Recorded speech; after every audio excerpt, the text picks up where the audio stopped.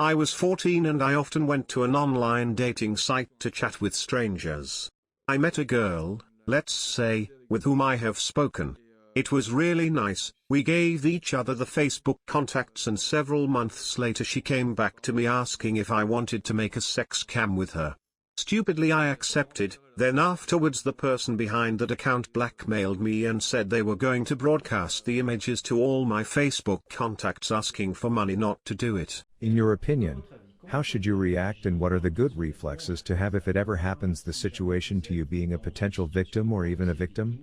I think that the first step to take is to talk about it to close people, or to people you trust, especially if you have the opportunity to talk to older people, parents or older brothers and sisters, or people who have experience with that. If possible, we should speak to the police, and we should also identify the culprit as quickly as possible. So think about who you have sent this kind of photos to and who could have published this kind of photo, to then be able to facilitate the police investigations. We should try as much as possible to slow down, or stop the circulation of photos. I contacted my father first because I trust him. I did not want my mom to know, but I contacted my dad because I clearly knew I could not handle the situation on my own.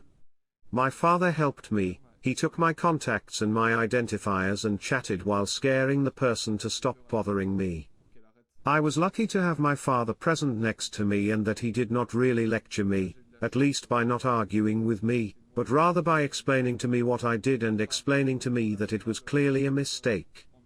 As a 14-year-old it is easy to fall into that kind of mistake.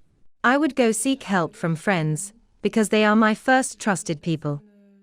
I think that we can already start by talking with friends, finally people with whom we are close, and then rather with people who can really make a difference. So maybe adults, or even authorities. I think that a victim should start by talking about it, because it already offers another perspective on the situation, and it allows to discuss the situation and the feelings, especially to have someone who is not directly concerned and who can act with more retrospect and more pragmatism.